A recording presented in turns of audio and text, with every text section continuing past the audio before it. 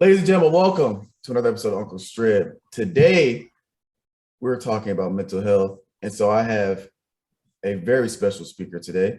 We have Miss Ashley Harmon. So I'm gonna give you the floor, kind of introduce yourself, like a little self-introduction.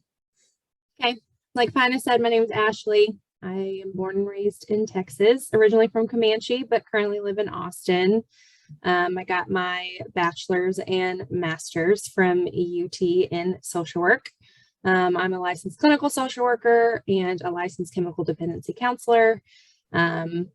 Basically now what I do for a living is I'm a therapist. I work in UT athletics as the director of the program. And then I also have my own private practice on the side. Fantastic. You sound busy. All right. And before we get into the what you do, so we'll do some kind of icebreakers just to get to for the fans to get to know you. Just kind of what you do outside of work, because you're more than just a therapist, right? So you got any hobbies? Let's just start there. You got any hobbies? What do you like to do in your free time, kind of thing? If you when you do get free time. When I have free time, I mean, I like to be social when I can, obviously be around people that matter. In a setting where I can also talk about my own feelings, because as a therapist, right. I get to hear everybody else's. I like to read, when I want some downtime. I actually like to color when I need some self-care. Color. We yeah. talking like markers, crayons, color pencils. What kind of color are we talking about? Well, I have a lot of adult coloring books, and I like to color with gel pens. Interesting. So a stressful day, I just need to unwind. I'll do that. I like to go to sporting events, movies, Okay. For you had said books. Are you nonfiction, fiction, history? Like, what's your go-to, or do you have like a narrow selection that you go for?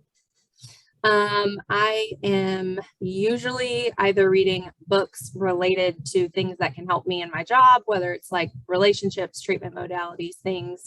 When I want to wind down though, I really love really good mystery novels. Those are my favorites. I like fantasy too, but mystery. Twilight? I like the Twilight books. The movies, obviously were not as great as the books. James Patterson's my favorite author. Okay. All right. What about music?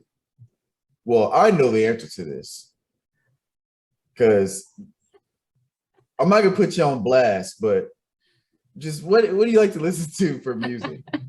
I listen to great music. I didn't from the 1800s. I listen to all genres.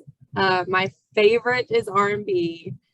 And I do love the 90s era. It's probably my favorite era across all, R&B, hip hop. If you know her, this is true. This is probably the most truth I've ever heard. But 90s R&B is great. TV, movies, shows. You know me, when it comes to movies like Marvel, superhero action. Where's your movie enjoyment at? I love all movies. I also love Marvel. I do. Most of the time I feel, gosh, I watch a lot of horror, not because they scare me, but because I like to pick them apart. That's your therapist side coming in, huh? Yeah. Disney is my favorite. Disney and Harry Potter. Can't go wrong with either of those. So all of the old school Disney animations like Beauty and the Beast and Little Mermaid. Hercules, that's my favorite. Top 5 for sure. All righty. Okay. All right. I'll let some of those slide. But getting into the meat of the discussion. So I want you again, lay down what's your occupation. And before getting, what's your occupation and how did you get into that? And then I also kind of want you to go into when did you know? Have you always known that you wanted to get into this, or was there a moment that happened for you that you were like, oh, this is what I want to do? Can you get into that? Yeah. So first I'll give you a little background into kind of like how my career started, because it definitely did not start in athletics. I originally started in the realm of trauma, primarily domestic violence and sexual assault. Worked at a really small nonprofit crisis center. I served as a therapist, but I also, since it's small, you kind of wear many hats. So I also did hotline calls. I worked at the shelter. I went on sexual assault accompaniments at hospitals, things like that. And I was there for about 3 years. Loved it. That's really one of my niches for sure. Once I got my licensed clinical social worker, which is kind of like the highest step you can become social work as far as licensure goes. I kind of just started to see what else was out there, just nonprofit world. Unfortunately, you just don't get paid enough. I happened to go on the UT website, kind of looking at their center on campus to see if they were hiring, and happened to kind of come across this job posting that was basically like, come build a mental health department in athletics. And I was like, that sounds really cool. There's no way I'm ever going to get that because I'm not qualified, but I'm going to apply anyways. 6 years later, here I am. So at UT, I am the clinical director of our behavioral health program and currently manage 5 contracted therapists, a contracted psychiatrist, 2 social work interns, and a full-time staff. So pretty large team. I do clinical part of my job, so clinical therapy, and then the other part is just running the program. And then my private practice has been open for about 1.5 years, and I primarily specialize in trauma and eating disorders within that. And then I honestly have a lot of different social work experience, from foster care to medical social work to teaching, like kind of the gamut, just because as a social worker, sometimes you have to work multiple jobs. I always wanted to be in this realm. There was no plan B. I originally just didn't know what social work was until I was a senior in high school. And I was trying to figure out, like, how do you help people? Like, what is that degree path? And I had a friend whose mom was a social worker. So she started to tell me about social work. And I was like, wow, that sounds awesome. I originally went in thinking I was only going to do play therapy with kiddos that experienced trauma. So definitely did not expect to be in sports social work at all. So it's a little bit how I got here.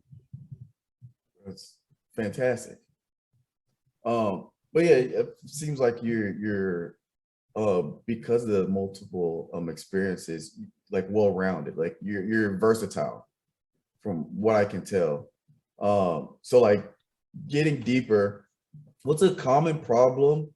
I guess, you have your private practice, which is trauma, and then you also have the UT, which is athletics. So I guess for these questions, you can go, if they're different, which I assume they kind of would be, kind of go in to each one separately. But like, what's a common problem? Or this was just an umbrella question first, but like within the mental health industry, what's like a common problem you see in terms of like either the industry being able to help clients or help more people, or clients need, like, or from a client standpoint of just the accessibility, if there's a problem? Like, I don't know, that's why I'm asking that question. But Great question. A couple of things come to mind. Like, one is the lack of resources, the accessibility to resources. Unfortunately, a lot of times it's not affordable, or there's not enough. There's 6 months to a year waiting list, or when you do get in somewhere, it's very limited sessions. So like if you get into an agency and you have 6 sessions, you're not going to do therapeutic work. You're just going to do crisis management at that point. The affordability also comes into play with insurance, because unfortunately insurance is very difficult to deal with from a private practice standpoint. So a lot of private practitioners do not utilize insurance, and there's a lot of people that cannot afford $120, $150 out of pocket every week. And so that's kind of the first thing that comes to mind. And the second thing that I think is a big issue in the mental health kind of realm is that as a society, we really focus on intervention versus prevention. So many mental health issues could be prevented if we worked holistically on development or recognizing and identifying issues, decreasing stigma around help seeking behaviors and that sort of stuff versus waiting until it's out of control and then wanting to intervene. So that's an interesting point. What is preventative measures for when it comes to, I guess for your expertise, like what is some preventative stuff you can do? So first example that kind of came to mind is like the school systems as an example. Mm-hmm. I don't know if you've ever heard, but it's becoming more popular. It's called social emotional learning. And it's a really great thing that a lot of schools are starting to adopt. And this is a very preventative measure in a sense that it holistically works with the kiddo, K through 12, and is not just about testing. It's about like socializing, relationships, emotion regulation, emotion intelligence, teaching those things within the classroom as well. Which gives first and foremost just language to feelings, because even adults don't have language to feelings. Right. And versus just like this idea of perfection and test scores, etc. And then some other things is just like education, really educating on what is mental health. A lot of people think mental health and mental illness are the same thing, and they are not. They are two different things. People think only crazy people go to therapy, also inaccurate. So proper education, and just making it okay to reach out and say, hey, I want to talk to somebody. I'm going through some things, versus like waiting until the clinical depression has set in and they can't get out of bed. Yeah.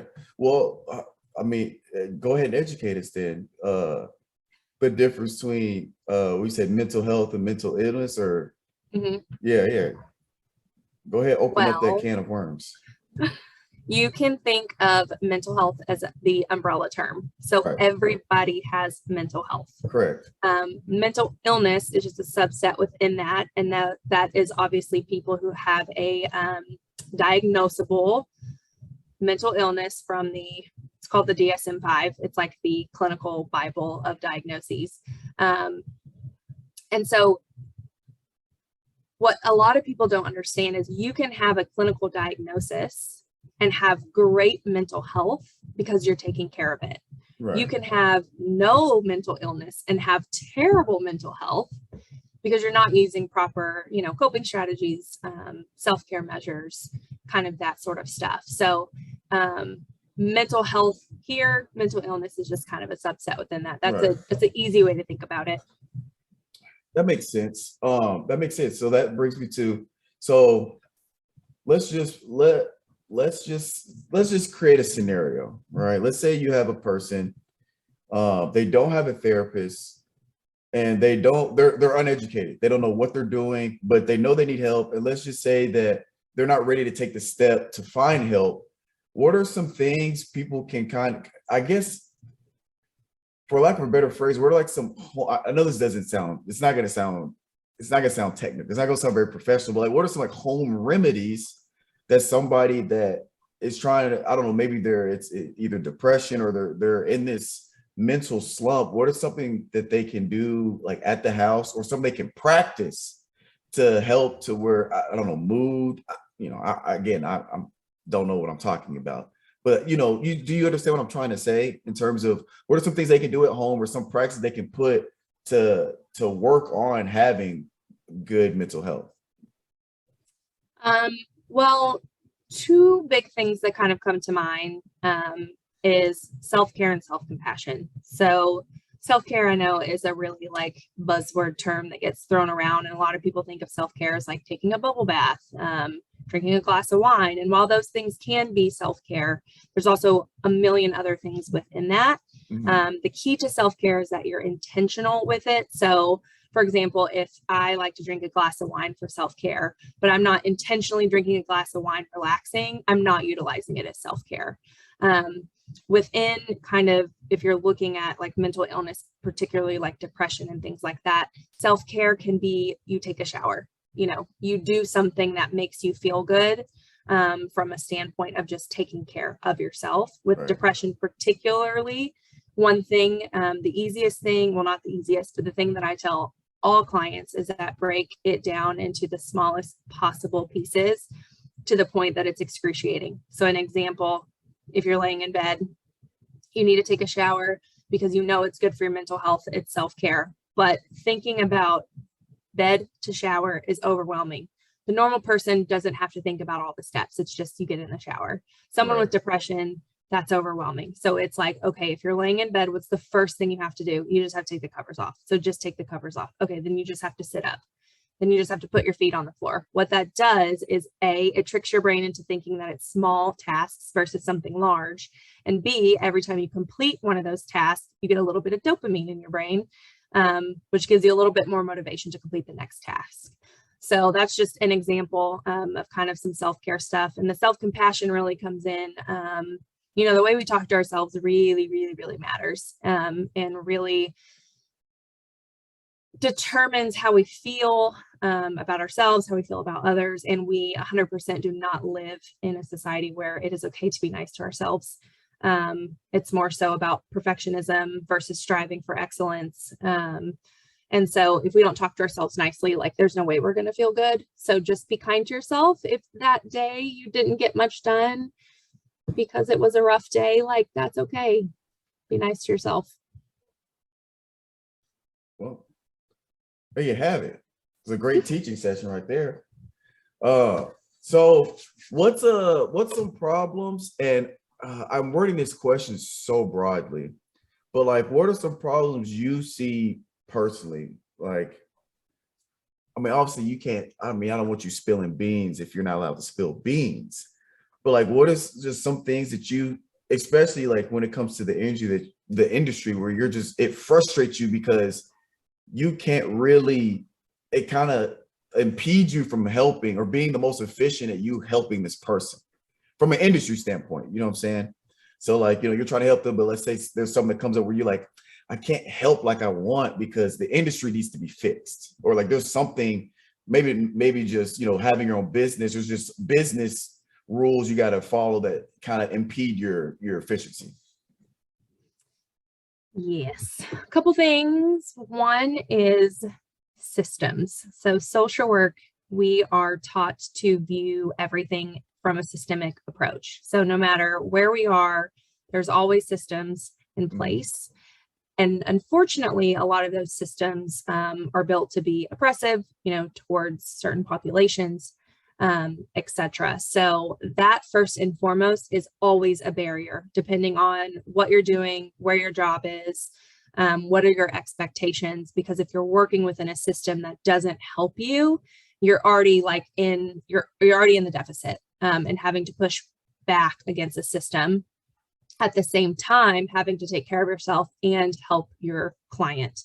So that obviously is one big issue. I think another issue within that is that unfortunately, a lot of social workers and people in the mental health field are drastically underpaid and overworked. So you have people who really genuinely care about what they're doing. They want to help people, but they're getting burnt out because they have to work so much in order to pay their bills, or their caseloads are outrageous. And at the same time being underappreciated in systems that aren't always on board with what they're doing or even try to understand mental health. Okay. And so now I kind of want to get on a micro level. What's like some common denominators you see amongst maybe not even just clients, but like, you know, there's like common denominators amongst groupings of studies or people and stuff like that. Like, what are some common denominators you see amongst like trauma patients? So, you know, I know like common denominators for people that served in wars, PTSD, because of the you know, the things they go through. Are there any type of, because you deal with like you said sexual assault, and like when you say trauma, are you talking like physical trauma? I deal with all sorts of trauma, physical, sexual, emotional. Okay. Are there any common denominators amongst those like group, like subgroups with that, or any common denominators you see with and within the athletics? So first, there is this kind of goes into this. There is an assessment. It's called the ACEs assessment, and It is the most well-studied kind of childhood trauma questionnaire. It's only 10 questions. And essentially, the higher you score on the ACEs, the higher likely you're going to have like medical problems as an adult, higher likelihood of suicide, all sorts of things. So within that, just common denominators from a childhood trauma standpoint are things like, obviously, you know, people obviously are going to think about physical abuse, sexual abuse, neglect. There's also divorce. There's parents who are incarcerated. There's like, if any of your parents had a mental illness, or any of your parents struggled with domestic violence or substance use, it's things like that. And so that is very common among being able to predict like adult behaviors. Right. Trauma in general, like you can think of trauma as like, it is something that happens to us that we are incapable of coping with in the moment that it happens. It's way beyond our scope, which is why trauma affects different people differently and different perspectives. So if me and you got into a car accident, I could walk away perfectly fine, and you could have trauma symptoms, even though we experience the same thing. Two different perspectives, two different brains. So that's why trauma is also across the board with many different things. And there is no predictability around like, how long does it take someone to heal? Right. There's lots of factors. Yeah, that makes sense. Something you would expect, just because, you know, every personality is different. People handle things differently. I'm curious to like, what kind of things do you see amongst athletics? Because, you know, my background, you know, athletics, and now that I think about it, I know we had resources for mental health. I never, you know, I'm blessed enough where I never needed to use, or I never needed to seek help.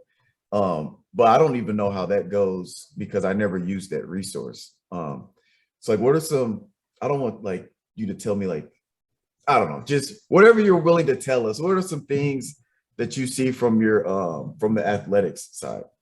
Okay, so some like common denominators within the athletes. Either common denominators, or if you know, if you got some, I don't want to say stories, but like whatever you can tell us in terms of like how it goes, like maybe how depending on each sport you see different things. Because I know, you know, in the sport world, females, you're talking about, it's so much harder on females, especially in terms of the limelight or whatever. Because just like the NCAA tournament, men's basketball versus women's basketball, we saw that how the NCAA treated the women's with the weight room. I'm sure that takes some type of mental toll, because I'm sure to them they don't feel like they're valued as much in their sport. So just, you know, stuff like that.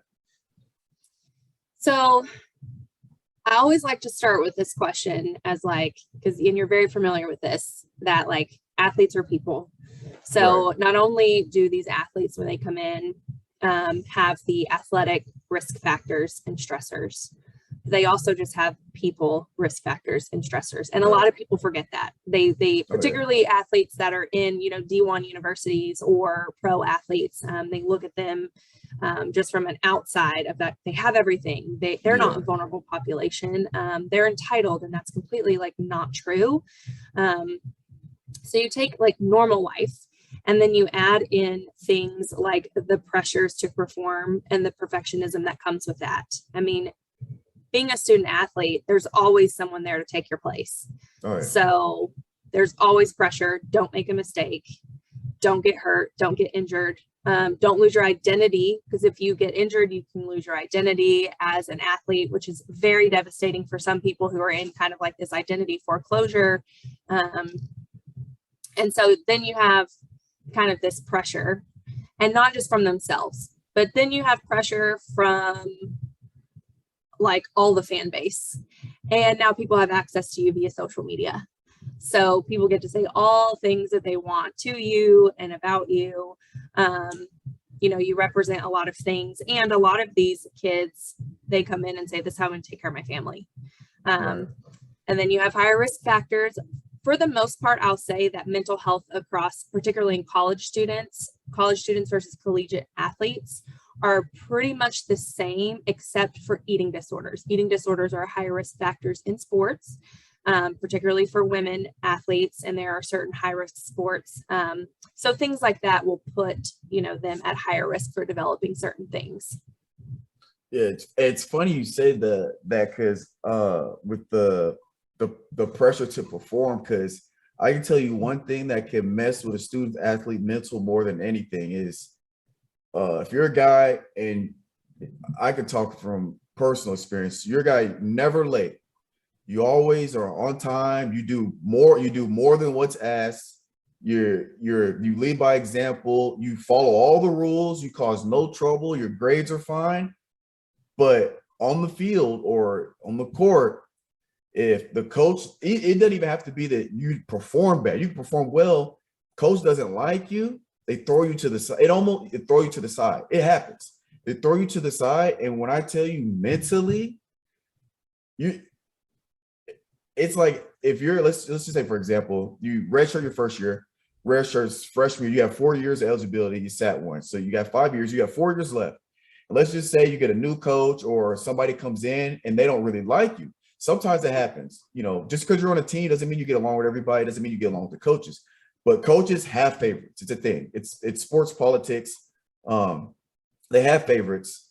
And when they bring in their guys, they want their guys to play because it makes them look good. It doesn't, because you were recruited by another coach, he's not even here, you get thrown to the side. Well, now you got these guys that are messing up, that show up late, that are getting in trouble, but they're playing. Yep. The rest of the time you're there, you're absolutely miserable. 4 years. Absolutely miserable. Now, I might sound like I got some hurt in my voice. I'm not saying it's happened to me, but I'm just saying I know that it's there. You're absolutely miserable. The last thing it literally takes your passion away just from the sport. By the time I got to my 5th year and it was time to decide if I was going to take my shot at the league, I didn't even like football anymore. Honestly, I had a huge passion for it. I had all these goals, aspirations. That flame died out a long time ago. But like you said, don't lose yourself. Because I knew I was more than an athlete, I knew I was more than an athlete. I wanted to be a scientist. I wanted to be a professor. I want to be an astrophysicist. So I didn't lose who I was as a person. And I say, all right, since I'm not gonna be able to do what I want to do sports wise, there's no NFL for me. Probably I could have had a shot, but there's no point in me taking a shot because I don't have the film yet, whatever have you. So I'm gonna use this instead of looking at it super negative. I was still a little upset, but instead of being super negative about it, all right, well, since I know this is how it's going to be on the field for me, I'm going to focus on my grades, keep my grades up, and I'm going to use my resources to find my next step into postgrad or graduate school. Well, because I did all that, I'm a PhD student and I have yet to still pay for a dime of school because I used something that frustrated me as a way to build me back up. So I'm glad you said those two things about, because people don't know, like you said, they view, I was going to say us, but they view student athletes as these celebrities and put you on a pedestal and hold you as, fam, I'm in school. Yeah. You got to remember, half the people on a college football team, half of them are kids, 18, yes. 9, some of them come in at 17, and you want them to be these gods. It's not realistic. They got great, they have exams to worry about. And you're talking about, crucifying them on social media. But I can get to ranting for a whole nother podcast. But one thing that I thought of as you were talking was there's also the concept of you have a lot of athletes that obviously if they're making to a level of a D1, they have talent. That's why they recruited. That's why they're there. At their high schools, they're used to being the star. Everybody knows who they are. They're going to be the starter, etc. Right. More often than not, when they get to college, everybody's good. And so nobody. Yeah, most freshmen don't start. Some do, obviously, most don't. And that can be also a huge confidence hit. Huge. And then you get I just need to transfer, and it's let's talk about all of this. But it just made me think of that too, just that additional pressure. Yeah, a lot of stuff goes on. Look, I'm a realist, so I already knew I'm a realist, so I knew I was going to redshirt before I even got on campus, just because I was too light. So I already knew, I'm probably going to redshirt because I'm too small. All right, but just some things I want to touch on real quick before we wrap up is I want to what are some three and this is kind of tough with it's kind of a tough question in terms of like what angle I want you to take, but what are three keys to success for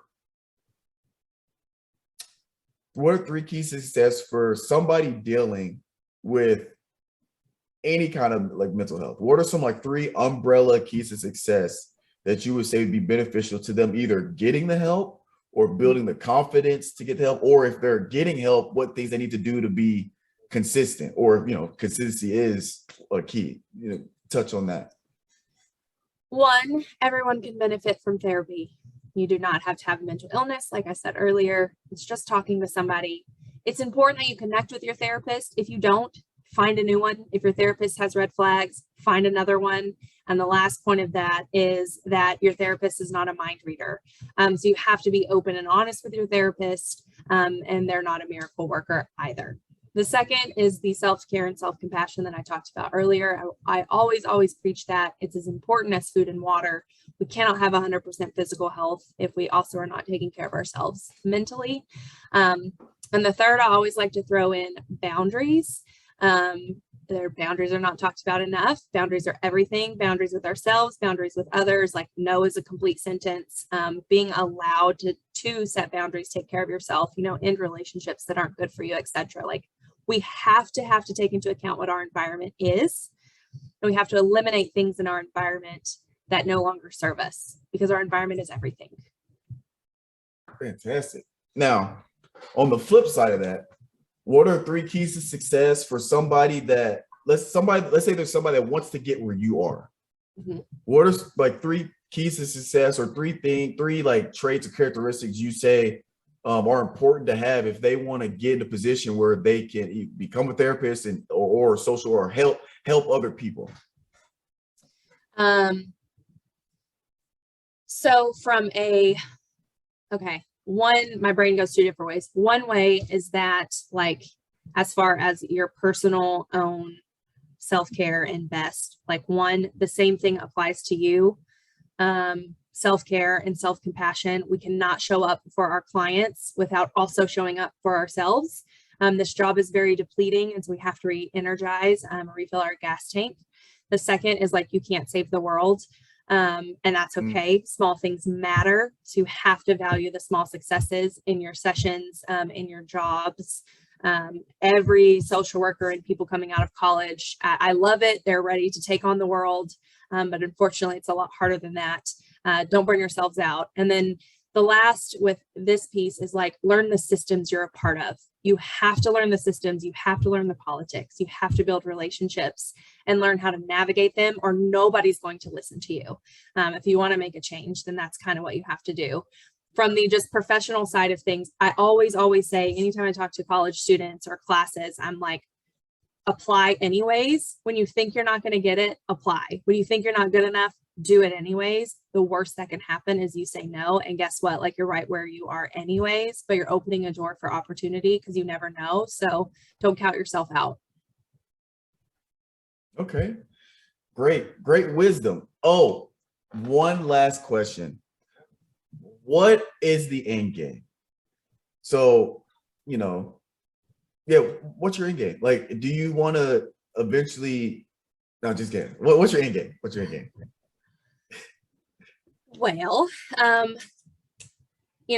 as I can tell you the way it stands right now, I really, really do love sports social work. Mm-hmm. It is a new realm of social work. Social work has been around for a really long time, and there's still so much to do within sports and the athletic culture, with coaches and athletes, etc. And I've really, really enjoyed being at a university, working with athletes and working with other universities on building their departments. So this is what makes me happy right now.